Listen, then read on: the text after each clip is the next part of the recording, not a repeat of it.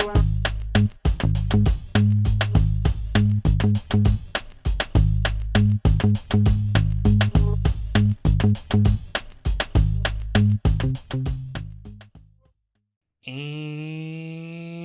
we're on. Hey, everybody, welcome back to the Managing with Mind and Heart podcast.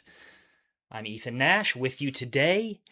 And folks, we are on a bit of a tour of the 4 different behavioral styles. So last week we released an episode on the first style, which was about our analyzers. I encourage you to go back and listen to that one first, because I also gave a little bit of a preamble to explain a little bit more about our behavioral styles model, what it is, what it isn't, why it's important to think about. And today we're going to be picking up with our second style, which is to talk about our promoters. You know, by the way, one thing I didn't mention in the last episode at the beginning was just that, like, as we've worked with different teams and we've brought in this behavioral style workshop, we have found, and when we've gone back and kind of looked at the results of that work with those groups, that this goes an incredibly long way for helping teams figure out how to best leverage each other, how to be the best team possible, how to make sure people are contributing with their strengths and gifts and that there is room and allowance for that amongst a team, as well as helping teams figure out how to be more flexible and adaptive in their thinking and work with each other. So understanding the different styles that can, that make up our team, I think is incredibly important. It's been incredibly valuable for our team here at Nash and the teams that we've worked with. All right. Let's jump into our promoters today. So again, with each one of these behavioral styles, there's a lot of background and context that we're not sharing here. But what we are sharing is the 7 organizing principles of each of the behavioral styles. Consider these 7 things, this style's wants, needs, and expectations. And just a reminder, this is about how this style tends to show up to other people, which is not necessarily how they actually feel. The behavioral styles model that we use is on how you're perceived by other people. So promoters, their 7 wants, needs, and expectations, their 7 organizing principles are freedom. Number 2, action and immediacy. Number 3, social connection. Number 4, to verbally process. And number 5 is innovation and creativity. And number 6, to be well regarded. And number 7 is to inspire and influence. All right, let's deep dive into this. So promoters, their first organizing principle is freedom. Freedom. And freedom from what? And don't say analyzers, because that would just be rude. So they want freedom from too many, and always use the word too many here. But they want freedom from too many rules, too much management, too much control, too much structure, too much routine, too much details. Now, of course, too much is often in the eyes of the beholder. So sometimes when I hear a promoter complaining about being micromanaged, sometimes that just means they're being managed. Remember, we all see the world differently. Now, they want freedom to do what? To make decisions, to do things differently than they've been done before, to be creative, to experiment. Freedom is just one of the things that motivates our promoters. So remember that as you work with your promoters. Now, of course, the upsides of someone that values freedom, I mean, there's a whole lot of them, but let's name a few. They bring flexibility, they bring adaptability, they bring this willingness to just try something new and do some new things, and they just bring this sense of energy. Now, it's a double-edged sword. Again, I said this in the last episode, but a strength is a strength in one context, and a strength is actually more of a liability or weakness in another context. So it's both. So some of the,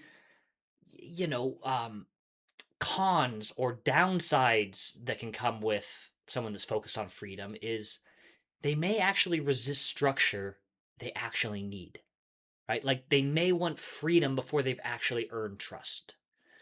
Now, sometimes they want so much freedom and flexibility to do whatever they want. Other people are left wondering, like, wait, what exactly are we doing here? Or what about what we agreed to do? Like, what about the way we agreed to handle this? And so because of this, because they can shift courses and kind of start doing their own thing, they can lose a little bit of credibility with people if they're not careful. Because again, we can all make adjustments to improve our emotional intelligence. So that's all about freedom. Number 2 is action and immediacy. So action here is, do we really need another meeting to discuss this? Let's just what? Like, let's just start doing the thing. So promoters are on kind of the action oriented side of our continuum. They're more expedient. And so here, immediacy is they tend to think on their feet. They can make quick decisions. They'll fix things in the moment, which we love. And their vibe is kind of like, hey, why make a to-do list if we can just, go do the damn thing? So because of this, they drive us forward. And they're going to keep a team and they're going to keep us at a good pace. Now, challenges that can come with this, they can sometimes make decisions too quickly. Like, have you heard the phrase, I do my best editing after I hit send? There's a promoter in my life that somehow he was able to set up something on his email where anytime he sends an email, it has like a 5 or 10 minute delay before it actually goes out. And he says more often than not, in those 5 and 10 minutes, he goes back and like, oh shoot, I should have said something differently, or I shouldn't have said that at all, or actually I don't want to send that email. So again, they can sometimes move too quickly, make decisions too quick. And another thing that can sometimes come from this, if they're not careful, is they can tend to overpromise and under-deliver. Like, hey, this is what's going to happen. Let's go do this. And then people rely on that. And it doesn't really happen the way they said because they hadn't fully thought it out. Or they start doing the thing, but then they change courses. Because remember, freedom. And so, they might also do this thing like, hey, this is all done. Good enough. Because they've taken action, their immediacy, they're moving quickly, and then other people are kind of left to finish the job. So we can sometimes hedge with promoters, or what we can sometimes grain of salt them, and they might get a little less trust because of that. Again, if they're not careful.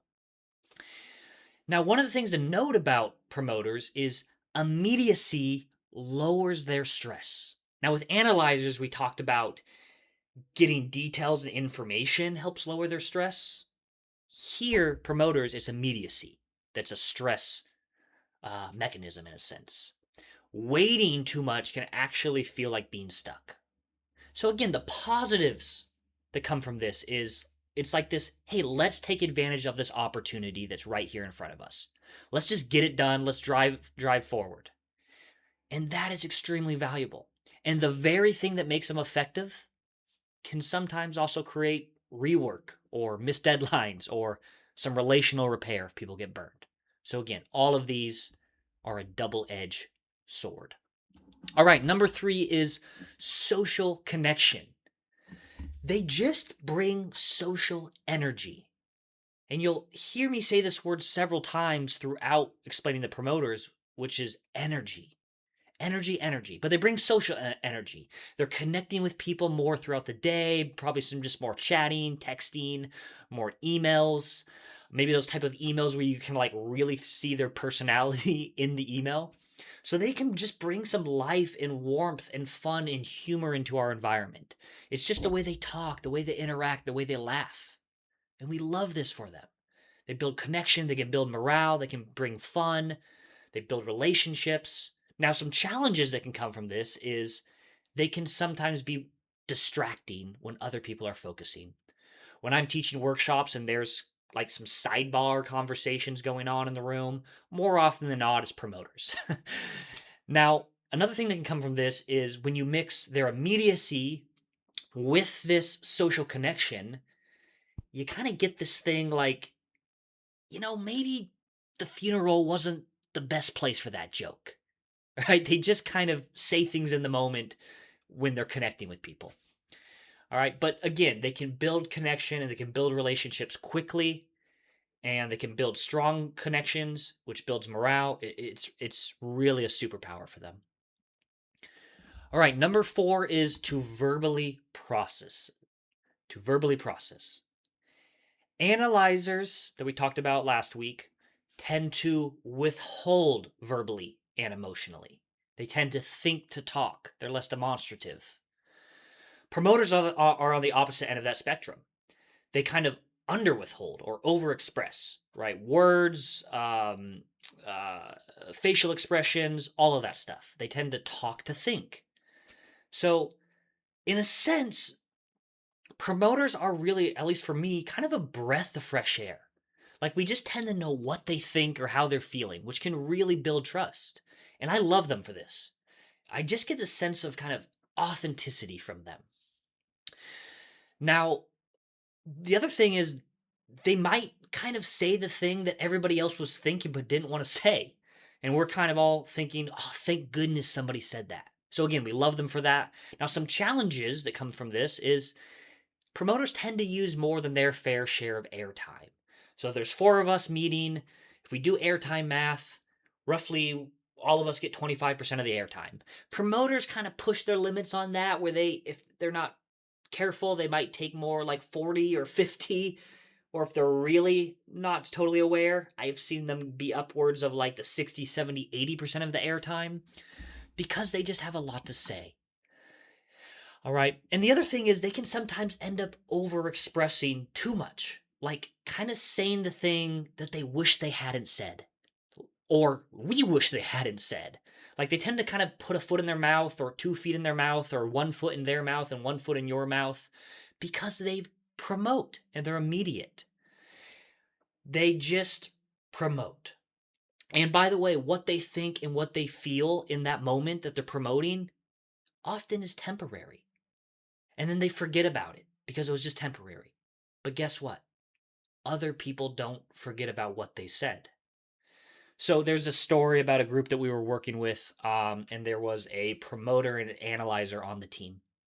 And over time, trust and respect started getting really low between the two of them because the analyzer had overheard the promoter saying things like, oh man, this place sucks, or I freaking hate my job. And this is over things like, the copier jammed, so this place sucks. Or I'm having a bad day, so I freaking hate my job. Right? So the promoter just kind of promoted in the moment. The analyzer heard them say these things. And then we're in a team building session with them. And the promoter speaks up and says something like, this is one of the best workplaces I've ever been in. I really love my job here. Now, what do you think the analyzer is thinking when they heard that? They were thinking, he's lying. He's a liar. I heard him say multiple times that he hates his job, so he's lying. Now, do you think he was actually lying? No, he was just promoting in the moment. So you can see how if trust and respect are low, especially when we have kind of opposite behavioral styles, it can turn into a relational issue.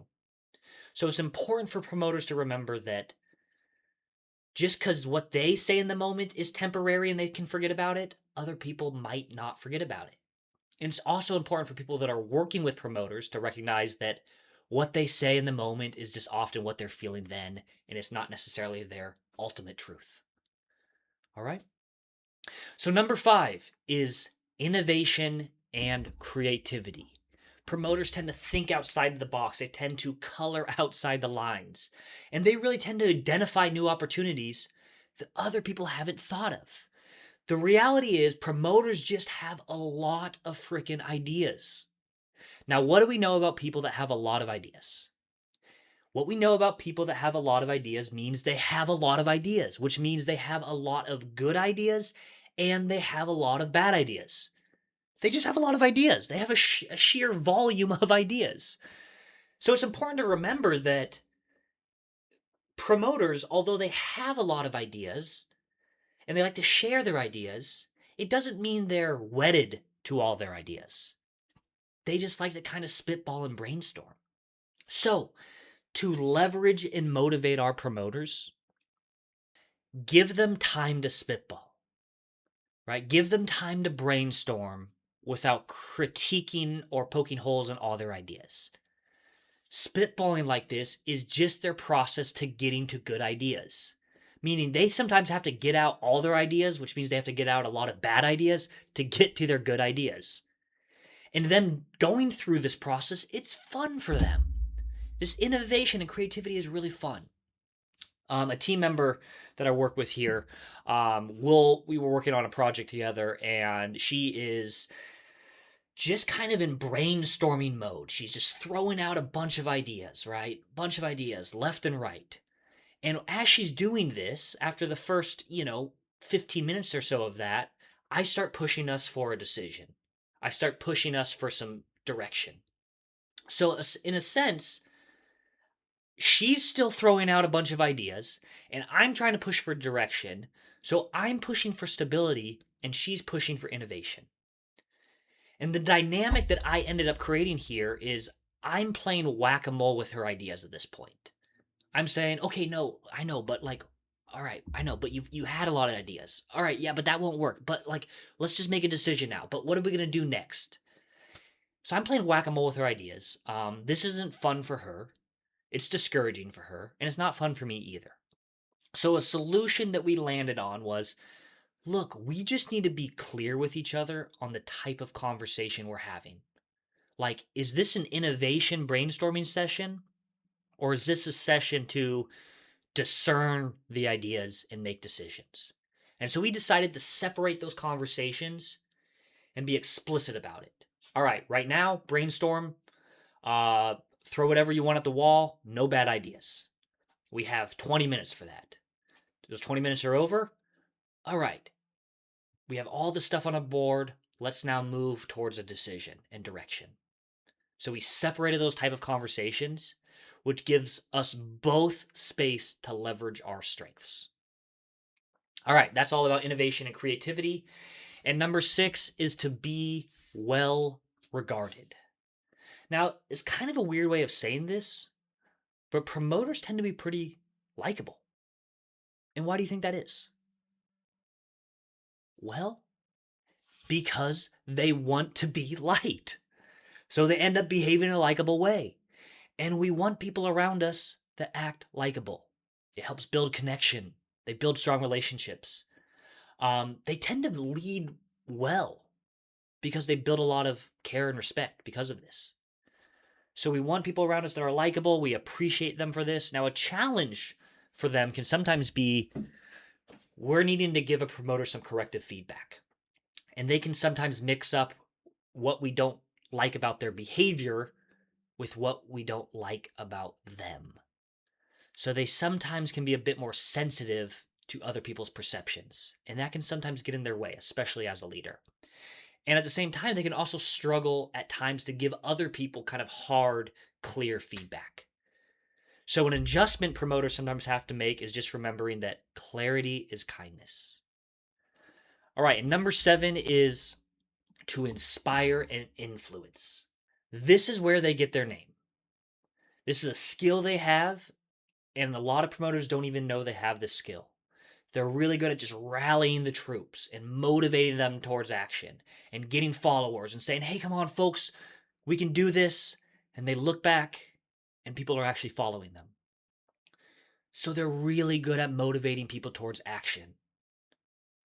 And with that, given their energy and their vibe, they can keep people's spirits up.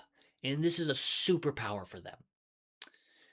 Now, think about what about them makes them really good at inspiring and influencing.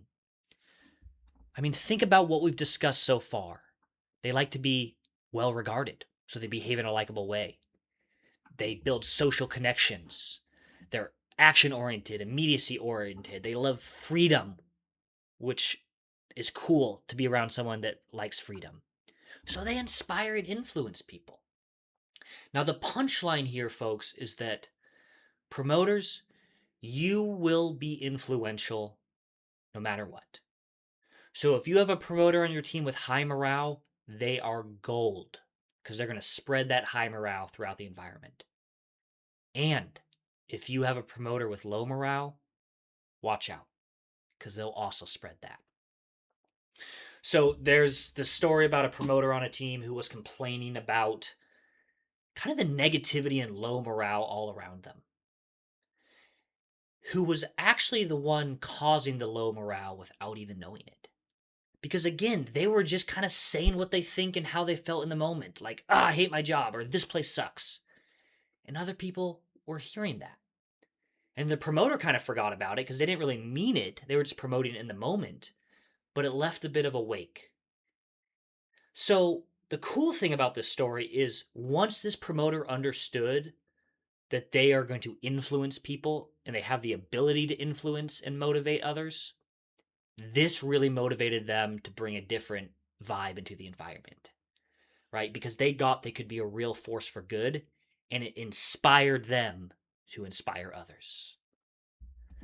So there you have it, folks. Those are our 7 wants, needs, and expectations for promoters. Again, that's freedom, it's action and immediacy, it's social connection, it's to verbally process, it's innovation and creativity, it's to be well regarded, and to inspire and influence. Now, with each one of these behavioral styles, as promised, I'm going to share 3 things that we should consider when working with a promoter to help us best communicate with them and collaborate with them.